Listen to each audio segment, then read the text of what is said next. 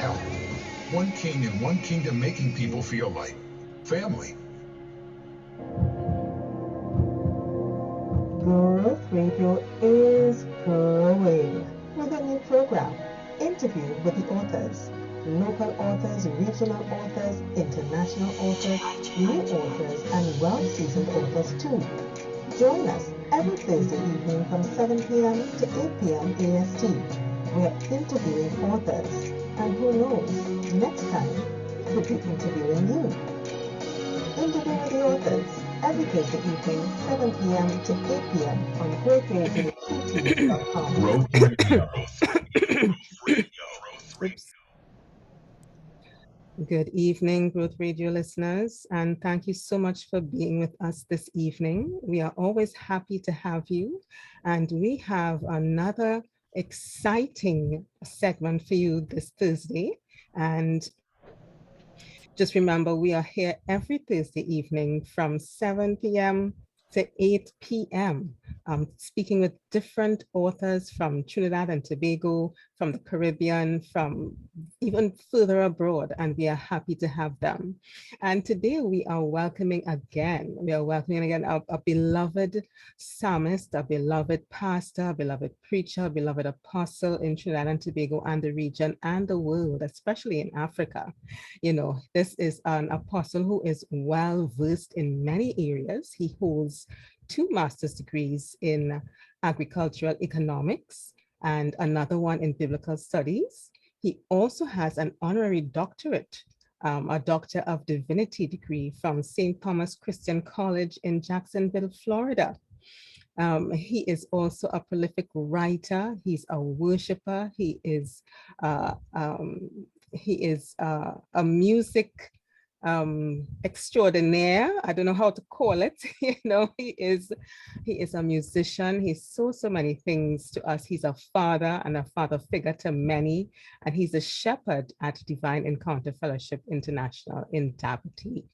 All right, so that is among many other accolades that he holds, and we are so grateful. We are glad to God for him. He is a blessing to the body of Christ. He is a blessing to the earth. God has given him very much, and he has made it his work, his life's work, to impart what God has given him to us. So we appreciate him. We appreciate you, Apostle Vernon Duncan is who we are talking about. Welcome, Apostle, again to Growth Radio TT. Thank you, Charisse. And it's good to be here again. Wonderful. To talk about this very intriguing topic. Very intriguing, you know? Yes, and talking about intriguing, it has the world, it has us in a very, very different position. It's actually doing something to us, to our life. You know, we're not living the same way. What do you say about that? It's doing something. It's having an effect on Joe public. What do you think about that? What do you say? It's having an effect on the public because the public is kept in ignorance. The public is being deceived by that which appears to be okay. Now, it's really set behind smoke screens. Whatever is being done is set behind smoke screens. Let me explain. Nothing is really explained and analyzed properly in the days of serious scholarship. In the past, scholars would look into matters and go deep into causes and look at effects, etc., etc. In this season, people are simply following trends, and you see it on the social media, you see it all around. It's really trend following now. It's no longer trying to analyze or dig into the cause of something. Nobody wants to know about the cause of a particular kind of behavior. Nobody's looking at the depth of pain that people are suffering and how we can ease that pain and the impact of that pain, that emotional wound, what it is doing to the behavior of people. Nobody's looking at that. Nobody's looking at the effects of certain lifestyles that people have adopted because of adversities, because of emotional wounds, because of verbal abuse, because of sexual abuse. Nobody's looking at that. And so everything is just simply accepted as people see, as people feel, as people have notions of, and that's it. And so the intellectuals who are supposed to guide our societies are no longer guiding us. They are following the trends. Young people are now determining how society should be run. Young people without experience, without understanding, just based on their feelings. Every Monday morning, society jumps to a particular request by a young person who is misguided, a young person who has been wounded, a young person who has been severely hurt, in their homes or by somebody. And so they develop a particular approach to life that is contrary to the norm. And people are just simply accepting it because that's the human rights. Human rights are not based on mishaps or on abuse or on situations where people's mindset have been changed because of things that they have suffered. Human rights are natural rights. They're based on normal life. They're based on the laws of nature. Right? If the laws of nature are violated, you can't talk about human rights anymore because human rights are naturally occurring. Right? They're inalienable. They are indivisible in that they run right across the board in terms of suitable for any type of person or any class of person. Human rights are human rights. Human rights are there because we are humans, and we are humans based on the laws of nature, based on God's moral laws, which of course are linked to nature, based on truth, based on right living. That's human rights. What the world has done is taken everything as human rights. A feeling is not human rights, right? If I feel to do something, or I feel about doing something that is weird or queer, that can't be human rights. Human rights are aligned with nature. And that's a mistake the world is making. So our world is being changed by notions that are not linked to nature, not linked to truth, not linked to what has been established as the moral standard or the standard for living. How have we come thus far? How has society developed thus far? Because people have observed laws of nature. Right now, there's a big thing about the environment. If you violate the environment, or you violate the laws of nature with regard to the operation of the environment, then you're going to suffer the consequences that we are doing right now with all these different problems with climate change and so on. We have tampered with the environment. In the same way, we are tampering with God's nature. We are tampering with human nature as God established it. And we're going to suffer the consequences. One of them is that civilization is being threatened to be extinct. Because if you are talking about same-sex marriage and same-sex unions, then you're talking about a drop in fertility. And then down the line, you're talking about a labor force that is very depleted. How would the world survive with this kind of lifestyle? Nobody's looking at that. Nobody's looking at the effect of it. Everybody's living now for now and dealing with issues for now without thinking about the future. We're going to be in some serious trouble if we embrace these kinds of lifestyles. That's why life has changed. That's a major point that you're making there, Apostle. And, if you are just joining us, we are with Apostle Vernon Duncan. We are speaking about his book, his newly republished book, The Gender Crisis, Real, Natural, or Imposed. You can get your copy at Amazon.com right now. And, we are talking about gender issues that are facing us today. It is affecting every part of our life, at our education, the media, it's everywhere. And we have to be able to stand to make our claim as well. regarding what it is and what it is not. But Apostle, you mentioned about infertility with regards to same-sex unions, and we have those who can counter that because they are allowed to adopt children. I mean, they are hiring surrogates to have children. So that has nothing to do with fertility. The fertility isn't dropping if they are going to alternative methods to have children, to make a family. Yeah, the thing is that, who's making the babies, and how long would they continue to do so if this craze takes over the world? And who is taking care of the families and developing personalities? What kind of world are we building with that kind of approach? We're going to have some serious problems with regard to safety, because people will not know boundaries anymore. All those things will be gone. The family is a place where these values are passed on.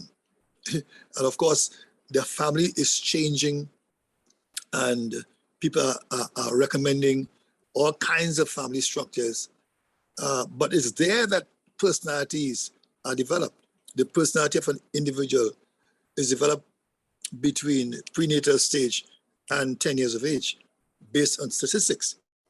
And if the values are not passed on, the proper values for living are not passed on, then that child will be oriented in a particular way, or let's say disoriented.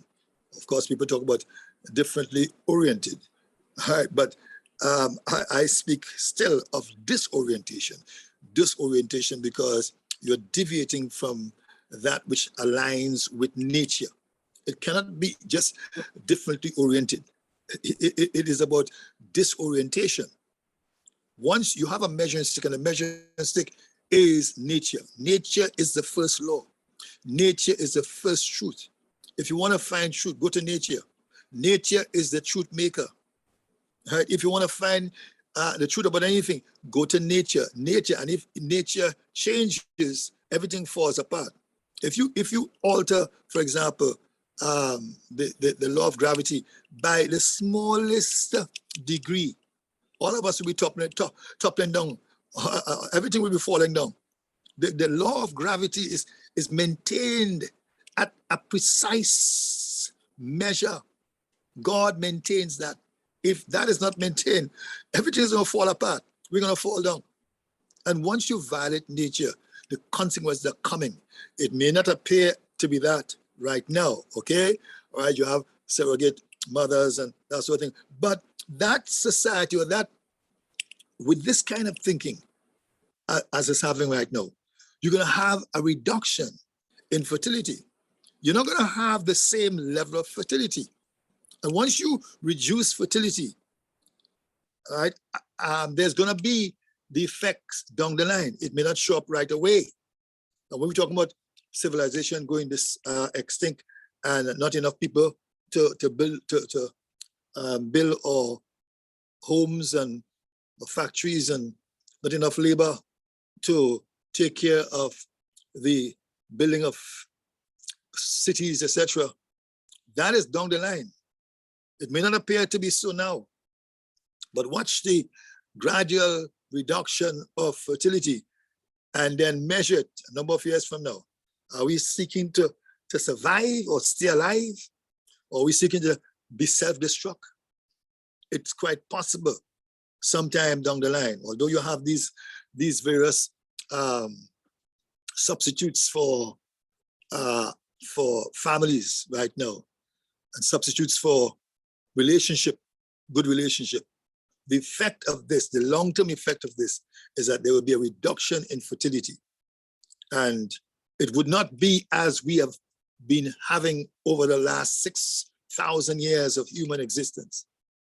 It's going to fall drastically, and civilization will be in trouble.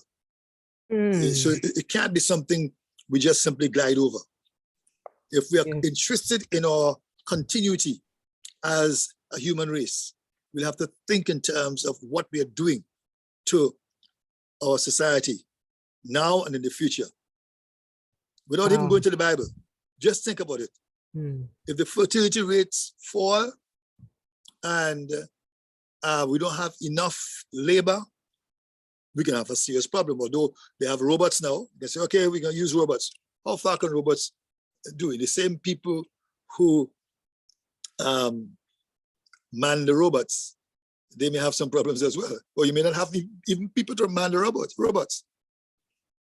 So that's a very dire picture you're painting, Apostle. It's terrible. Like, it sounds like something out of a movie. Yeah. Yeah, like an apocalypse or something, right? Somebody should do a movie on that. Oh my goodness. Somebody should do a movie right here. Right just here. On that.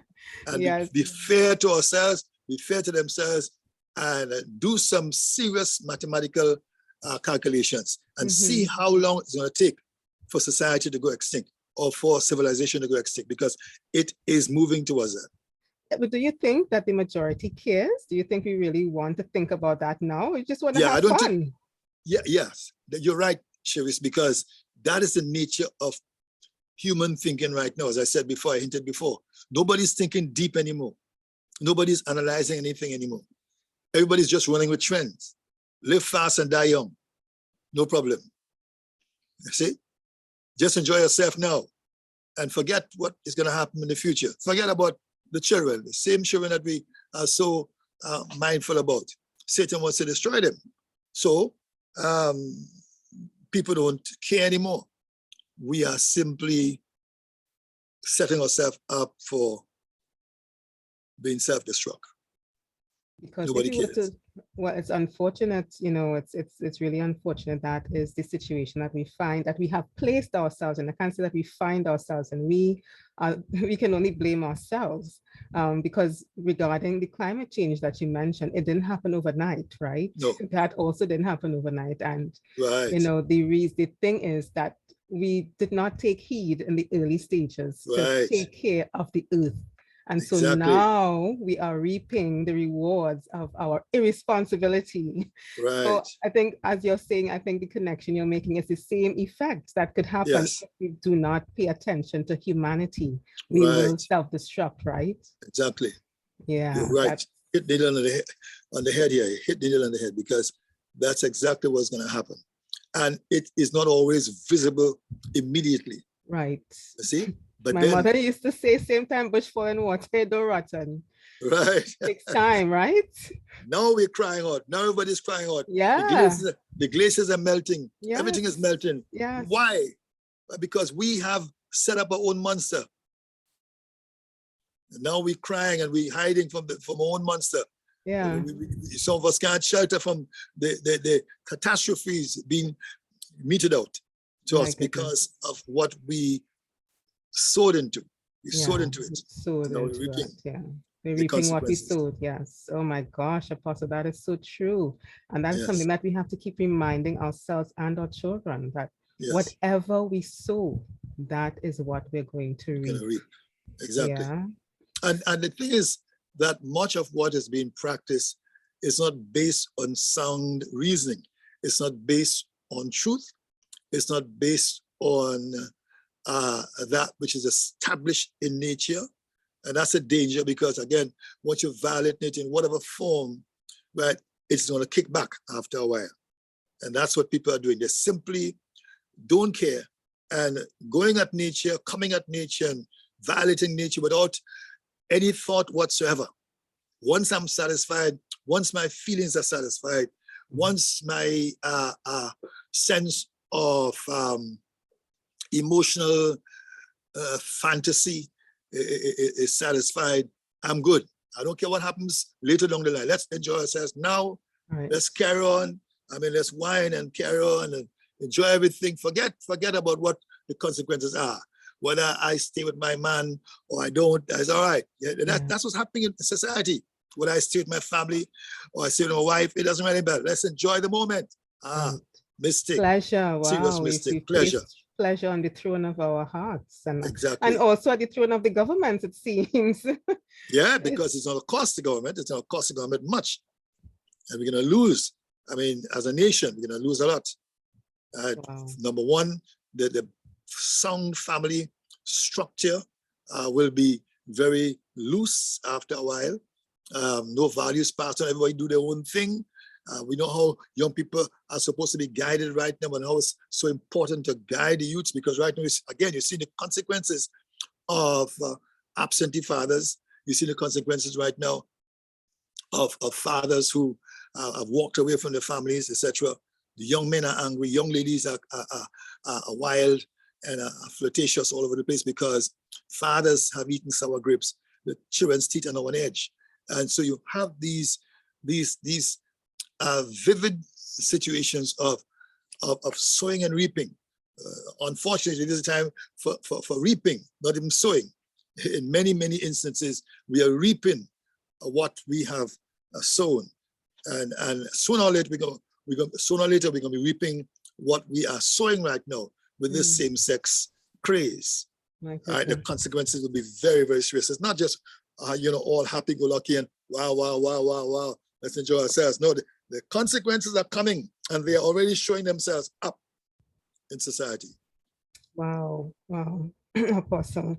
And again, if you're just joining us, we are with Apostle Vernon Duncan. He is the author of The Gender Crisis, Real, Natural, or Imposed. And he has written an expose on what is happening in our day and age. And, this is the month that special group is celebrating their sexuality, their identity, as they call it.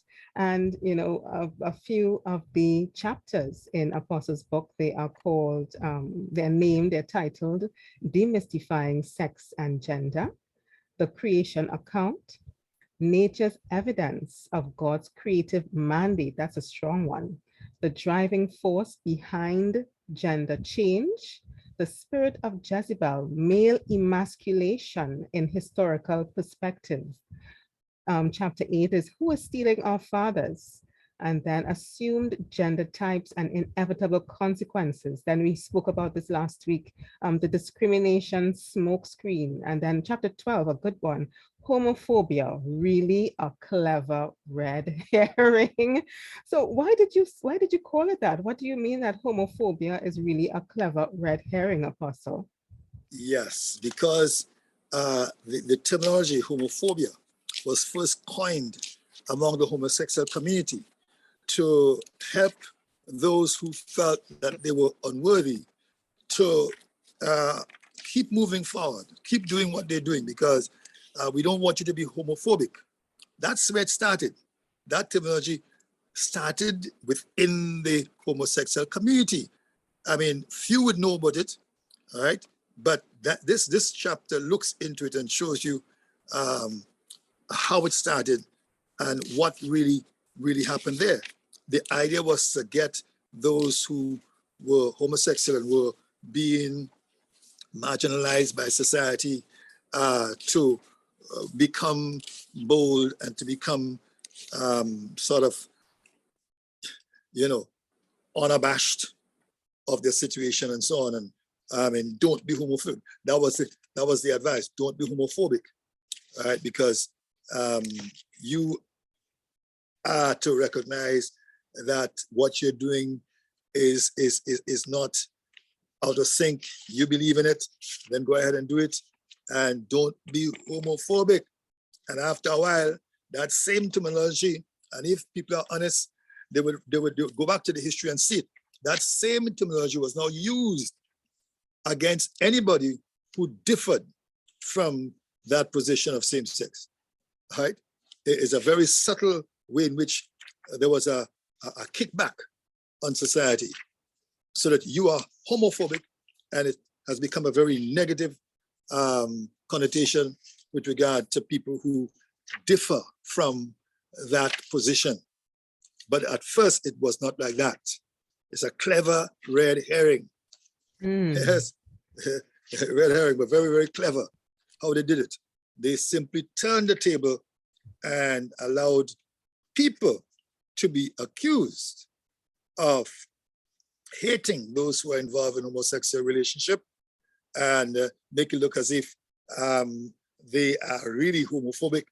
And the reason why they're reacting is because they are to some extent afraid of what is happening among those who have chosen to be in same-sex relationships, which is not so at all. Right? The idea is to identify right from wrong. As we said last week, there are 4 nuances of the word discriminate. One of them is to treat somebody unfairly for no due reason, or for undue reasons. Okay, so you just treat somebody unfairly because you want to treat somebody unfairly, right? And that is the negative aspect of discrimination, which of course many people practice against homosexuals. We agree, all right? But because one simply identifies right from wrong, or something of good quality as opposed to something of bad quality, and that which is of good quality is really based on the level or the degree of alignment with nature. It's bad for us. It's bad for nature. It's bad for natural life. It's bad for human life. It's bad for human rights. If somebody practices something that is contrary to nature, we don't have to go into the science to prove that, right? But it's just obvious that what is being practiced is contrary to nature. Okay, it violates natural laws, and therefore, those of us who are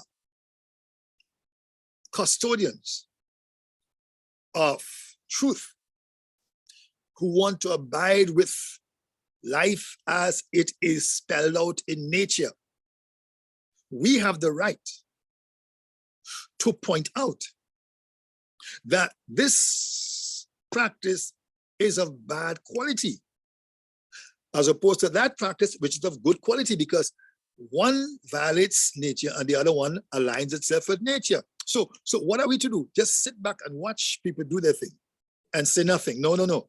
We have a right to speak. That's our rights. So that if we identify something that's wrong as opposed to something that's right, we should not be charged with discrimination.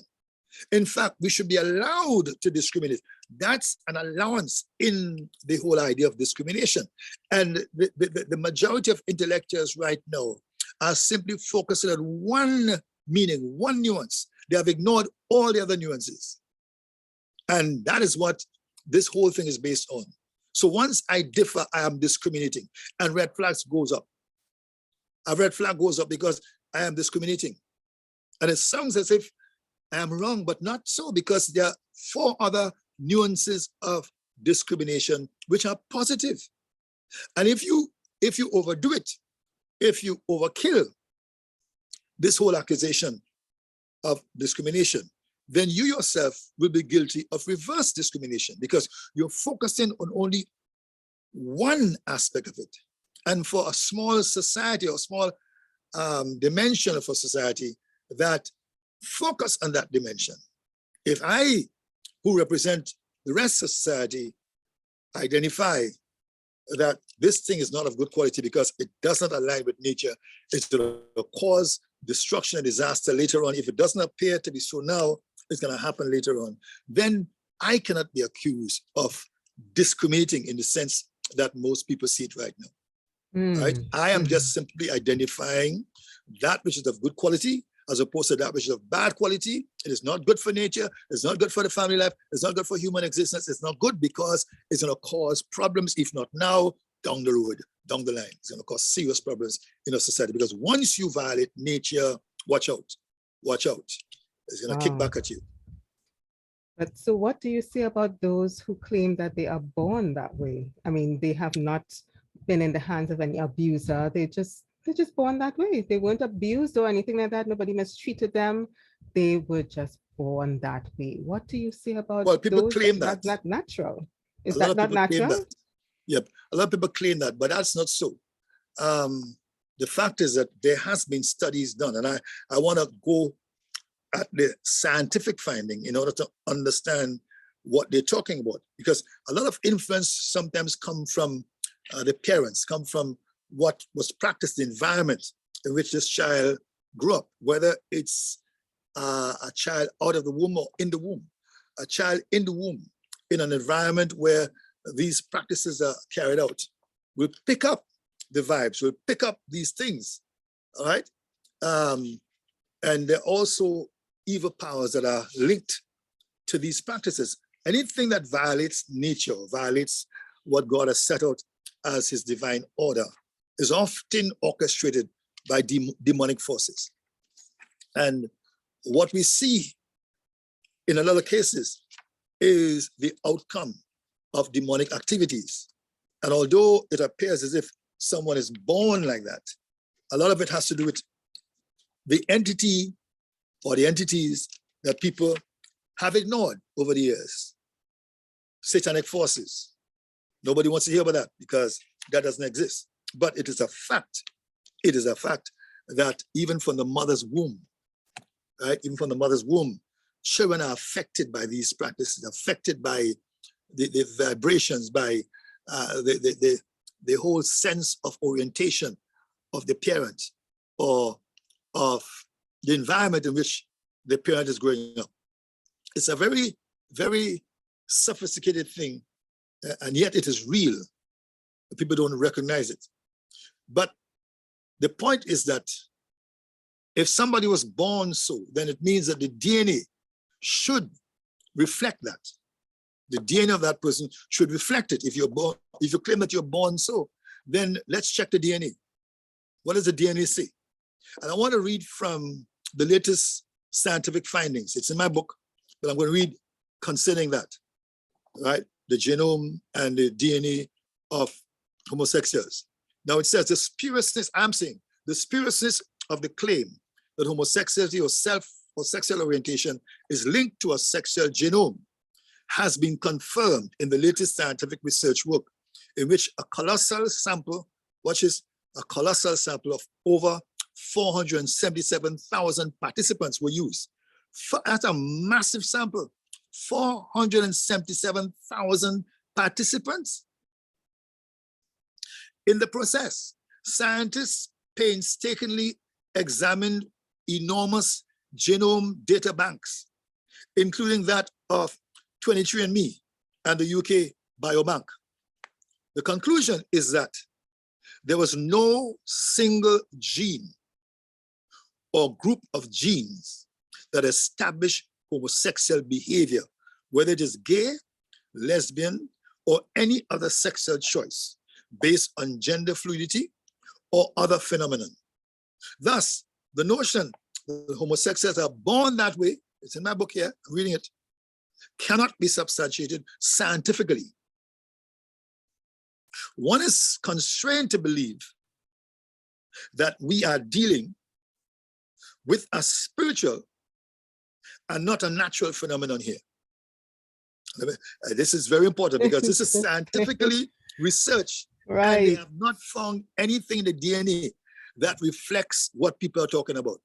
Wow. Now that study has been very silent. It came out once and I haven't seen it anywhere. I haven't seen any reports, no analysis of it later on. But yeah, it's you know why? You know why? Because yes. It's a homophobic study. It's exactly. homophobic research. So exactly, and it's by Sarah. Right, this is by Sarah Redon, and it's entitled "Massive Study Finds No Single Genetic Cause of Same-Sex Sexual Behavior," and it's from Scientific American, August 29th, 2019. Okay, so it's recent. Yeah, very, very recent, 2019. That's been hidden in the archives. But this writer has brought it out and declares it has to be a spiritual problem because nothing in the DNA registers that kind of behavior. It's interesting because, they also did a study on twins, that if the gene will, if there were a gay gene, then both twins would either have to be gay or lesbian or whatever it is, or heterosexual, and that is not the case because sometimes one would be heterosexual and one would turn out to be gay. So it's something, as you said, it's something else. It's something else. So let me just read the conclusion again. Yes. The conclusion is that there was no single gene or group of genes that establish homosexual behavior, whether it is gay, lesbian, or any other sexual choice based on gender fluidity or other phenomenon. Thus, the notion that homosexuals are born that way, the very question you asked, are born that way, cannot be substantiated scientifically. Wow. One is constrained to believe that we are dealing with a spiritual and not a natural phenomenon here. Wow, wow, that is massive.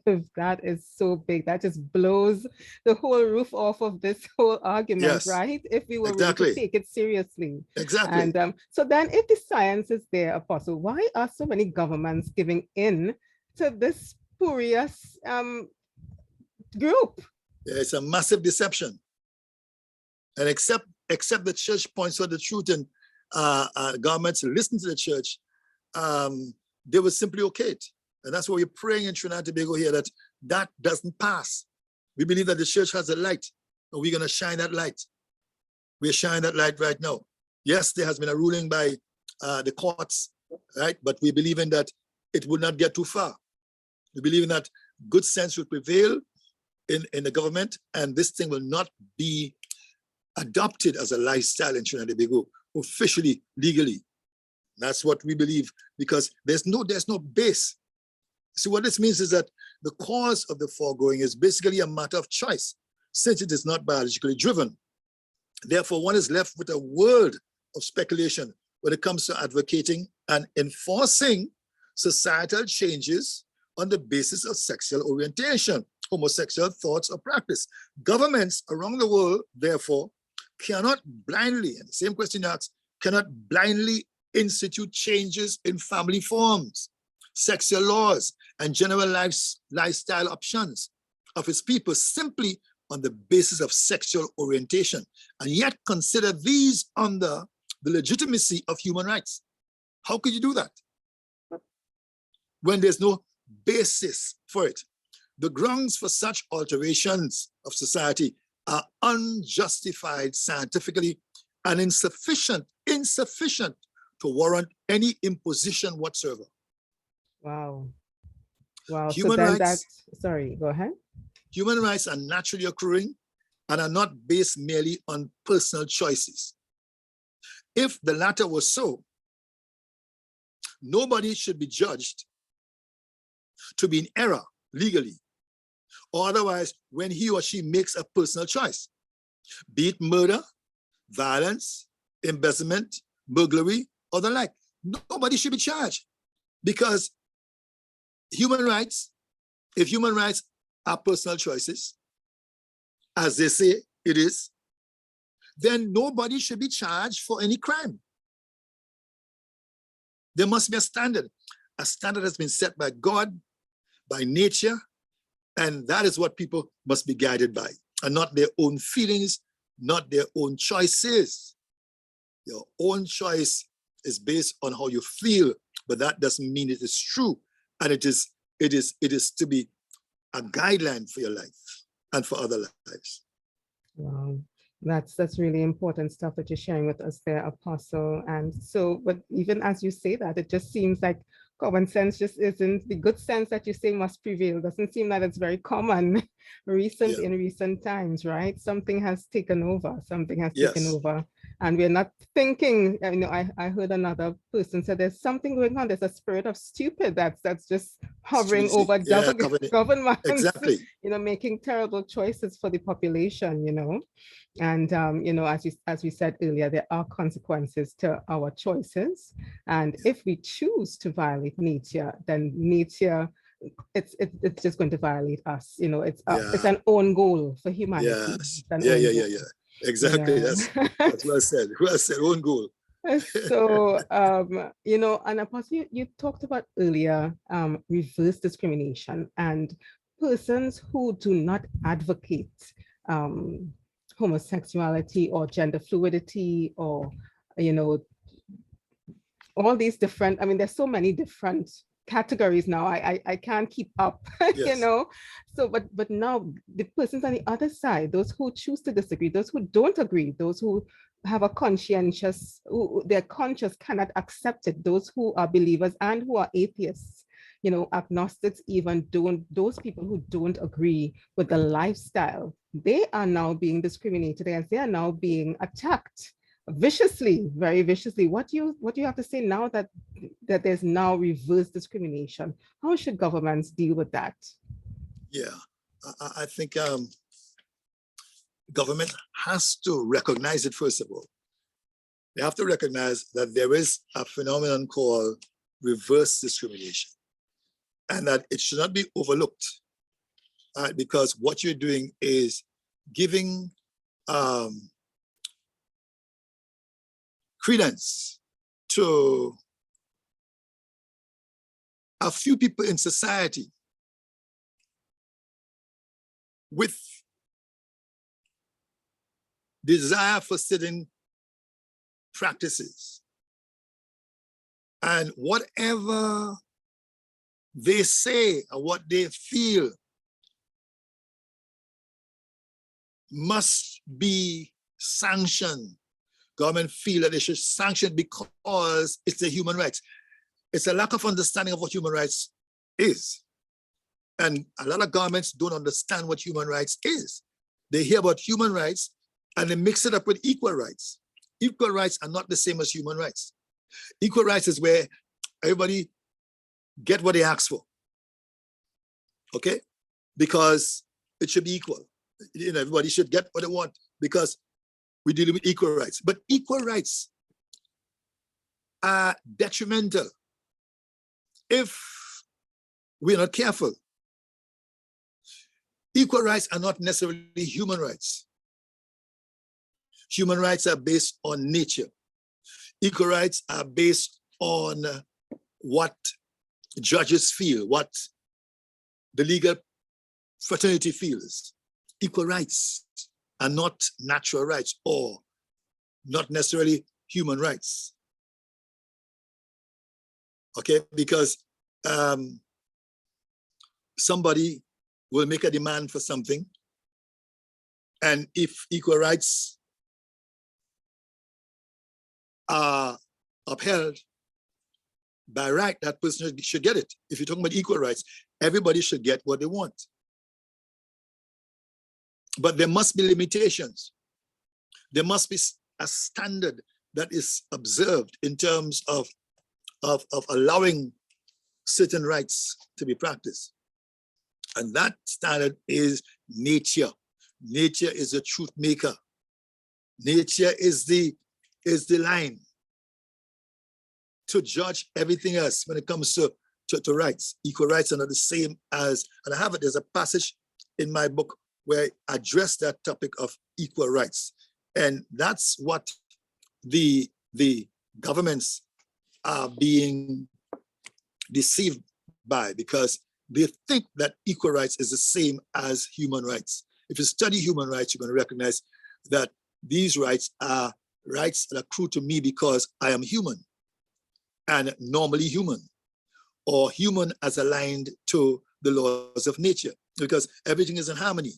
The human being and nature are supposed to be in harmony for there to be survival, or for there to be fulfilled living. Nature and human beings, they go hand in hand. So if I am violating nature just to get at equal rights, then it is not human rights, because human rights are naturally accruing. And that's where a lot of people have not been able to make the distinction. So once the terminology equality is used, right, there is a almost immediate acceptance of it. It's a deception, because you think, all right, it's equality, so everybody should have equal rights. No, equal rights are not the same as human rights. Equal rights are determined by the legal profession or by whoever, but it is not in keeping, or if it is not in keeping with nature, it cannot be human rights. And I think that's the problem with most governments right now. There isn't somebody within government, within the political sphere, to judge between what is equal rights as opposed to what is human rights. And so everybody's accepting it because equality, the judge says everyone should be equal and we deal with equal rights. And therefore, in our society, everybody should have the same rights. But then when you break that down and you really examine it carefully, it's almost nonsensical because a murderer should have the rights as well. Those who want to rape, they should have rights as well, because they feel to do it. They don't do it without a feeling that is generated by demonic forces, whatever, but they feel to do it. Just as anybody else who claiming equal rights and it's not in alignment with nature. I feel to do it. That doesn't make it right. That doesn't make it a human right. Because once it violates human nature, it cannot be human rights. It may be equal rights as judged by the legal authority, but it is not human rights. And what we are supposed to be focused on is human rights. All the advocates for human rights do not observe the conditions for human rights, do not respect what human rights is. And so they jump the gun and go into equal rights without paying due attention to the nature of equal rights as opposed to human rights. Wow, here we are in a quandary, in a world where people can't distinguish right from wrong. No, it doesn't seem like that. It seems like that the world has gone crazy. It seems like we got a mental illness. It is. You know, and you know, from what you've explained, it sounds like, you know, it's like opening a Pandora's box. Yep. You know, of all manner of evil, all manner of craziness just coming out of that box, and we are unable to close it again. Yeah. And you know, even before Trinidad and Tobago, and I pray that Trinidad and Tobago will be wise enough and will be brave enough, have some backbone to stand up against such laws that would strike down that which is wrong and uphold that which is right in the natural sense, in the scientific sense. Yes. I really, what would you say to the government of, what is the message that you have to the government of Trinidad and Tobago in particular? In this book, in one of the chapters, I address the ruling of the judge, the goodly judge, when he ruled against the Bagwe law. And I did a chapter on that. In fact, it was really reordered for a presentation by the Trinidad and Tobago Council of Evangelical Churches. We made a presentation to government. There's a position right now, I'm sure, with the Attorney General or whoever the authority is, right, with a lot of what I've said here in this chapter. Right, I made a presentation to the Trinidad and Tobago Council of Evangelical Churches, and that was the position adopted. And it's chapter 13, in defense of the faith. And there are some things that I mentioned there that I wish I could get to maybe the end and see what was said there, because I think it's very important to understand that we have a right to speak. We have a right to establish what the truth is. Government doesn't always know. Even the goodly judges don't fully understand what truth is. And we ought to be very particular and very careful about violating God's nature, what God has established. Trying to find a nice passage here.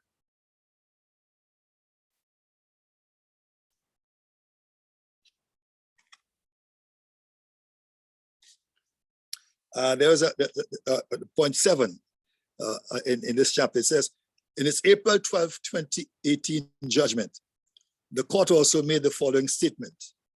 At this point, and I quote, the court feels compelled to state in conclusion that it is unfortunate when society in any way values a person or gives a person their identity based on their race, color, gender, age, or sexual orientation. That is not their identity. That's the word of the courts. This is not their soul. That is not the sum total of their value to society or their value to themselves. To now deny a perceived minority their right to humanity and human dignity would be to continue this type of thinking, the type of perceived superiority based on the genuinely held beliefs of some. So the argument is that some feel if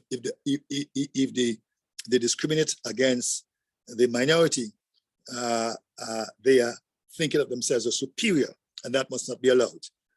And here's my rebuttal to that. Again, the undergirding principles found in the preamble of our Constitution help us to clearly define what humanity and human dignity is, because they mention that in the deliberation.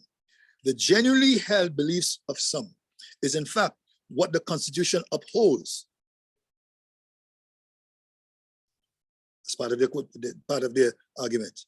Since it limits freedom by respect for moral and spiritual values and rule of law. The Constitution, our preamble of the Constitution, okay, says that there are limits to freedom. Read the preamble, it says very clearly. And I'm saying the genuinely held beliefs of some, as a quote, or I quote from what they said, is in fact what the Constitution upholds, since it limits freedom by, quote unquote, respect for moral and spiritual values and the rule of law. That is what the Constitution says. That Trinity Theological is founded upon the principles of the supremacy of God, and it goes on to talk about several things. And one of them it talks about is that it recognizes freedom of all, but that freedom is limited by quote unquote, respect for moral and spiritual values and rule of law. If you have to make a ruling in the laws of Trinity Theological, then you'll have to alter the Constitution first. You can't just simply come and rule that these practices should be out of the law books when the preamble of the Constitution speaks of recognizing the supremacy of God, and by extension, respect for moral and spiritual values and rule of law. What is that? What is that? If you go ahead and, if the government goes ahead and make a ruling that homosexual practices should be legalized, then it cannot be done in the face of the present Constitution, because the present Constitution recognizes spiritual and moral values.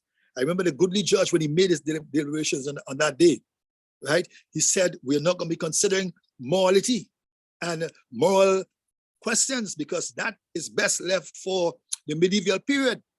Oh, the medieval. Yes. That's ridiculous. Yes. Now that immediately violated the Constitution, because Constitution doesn't allow for that. The Constitution, in fact, shows respect and talks about respect for moral and spiritual values and rule of law. But we can't live without morality. We can't live without, we can't have a sane society without some form of morality. I mean. Yes. So my message to the government is that you cannot go ahead and make a law that allows for homosexuality, same-sex marriage, etc., when the Constitution speaks of respect for moral and spiritual values, and when the presiding judge in his deliberation rule out moral issues in making his decision. In other words, the learned judge was wrong in his deliberation because he did not abide with the Constitution. If you dismiss moral values and you're going to make a decision or legal decision based on the Constitution of Trinity Theological, then you cannot be right in your deliberations, because you have stated you're not considering morality when the Constitution demands Our Constitution demands that you pay respect to moral and spiritual values. So what are you doing? It may sound quite intellectual, but you're violating the Constitution. Yeah. And that's human our rights. Constitution. Yeah. That's the Constitution of the people of Trinidad and Tobago. Yeah. Whereas the people of Trinidad and Tobago, right, recognizes that the nation is founded on the principles of the supremacy of God. Well, more has to link with God. So you have to change the Constitution in order to allow that kind of law to be established. I mean, it's a deep issue. It's a deep issue because taking that out, expunging that's going to cause a lot of different problems and issues at the fundamental levels of life, of family life that we're not ready for. I don't think we're ready for, and we're already not in a very good position, but unfortunately we don't have enough time to even go further into this discussion. It just never stops. It never stops because it's dealing with part of our humanity. It's wide and big. Deep. Yes. And if you are just joining us, we were speaking with author and psalmist and worshiper extraordinaire, Apostle J. Vernon Duncan. He is the author of the republished book, The Gender Crisis, Real, Natural, or Imposed.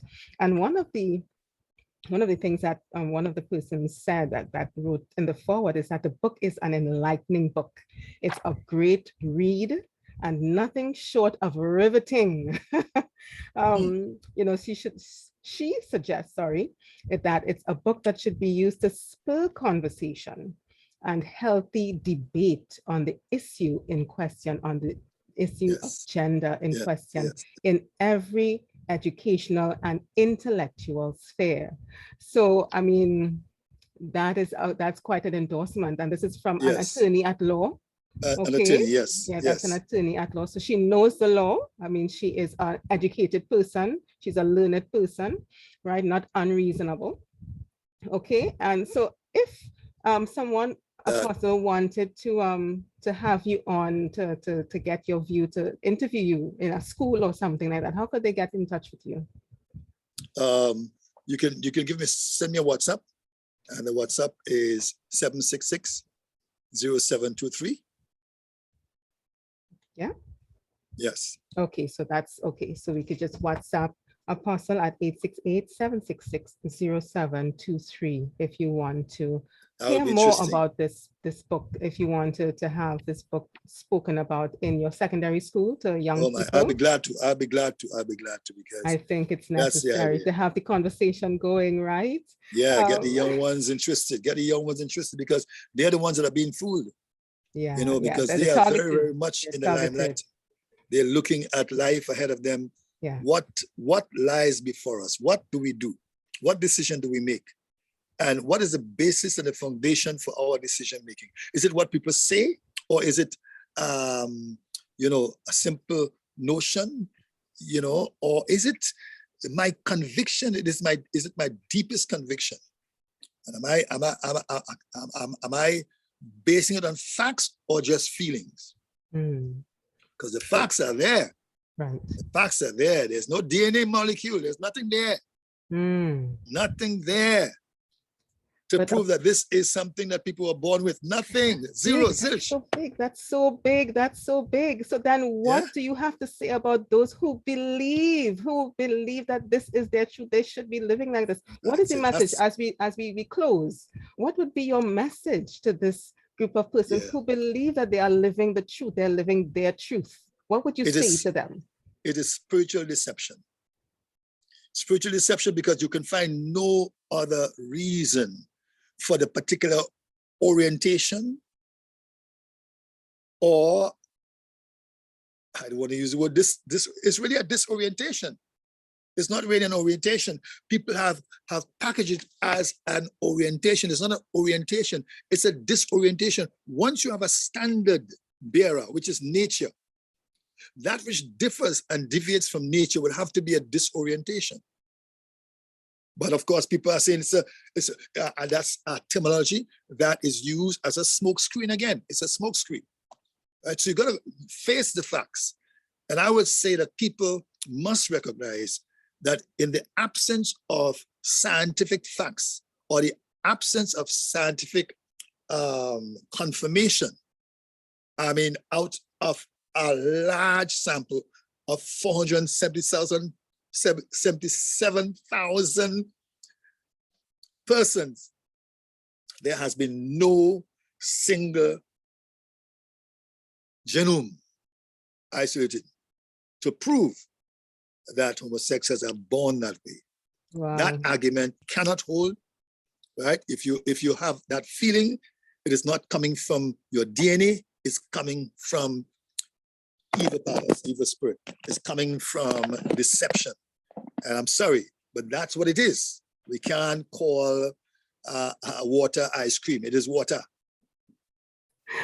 Oh gosh, Apostle, thank you so much for being with us. And Yes. our time is up, and I'm so glad that we had this time. And I really want persons to call in and to get more information about this book that Apostle has written, The Gender Crisis, Real, Natural, or Imposed. It is on Amazon.com. Or if you are in Trinidad and Tobago, you can get it at Divine Encounter Fellowship Ministries International on Ragu Road in Dabadie. If you want to invite Apostle to speak at your school, to speak at your church, to speak at your ministry, you can contact him at 868-766-0723. That's 868-766-0723. So until next time, thank you so much for being with us. Have a great evening. Bye. Bye for now. Bye, Apostle. Bye, bye, bye, bye, bye. Great having me. Growth Radio is growing with a new program, interview with the authors, local authors, regional authors, international authors, new authors, and well-seasoned authors too. Join us every Thursday evening from 7 p.m. to 8 p.m. AST. We're interviewing authors, and who knows, next time we could be interviewing you. Interview with the authors every Thursday evening, 7 p.m. to 8 p.m. on growthradiott.com. Growth Radio. Growth Radio. Growth Radio. Growth Radio. This is a message to the saints. The table has been set, so take your place. There is no more condemnation. There is only grace. Growth Radio. Gospel Radio. Our way to heaven.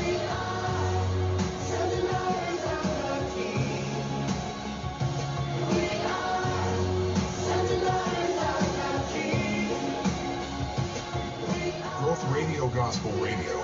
Our way to heaven. One king and one kingdom making people feel like family.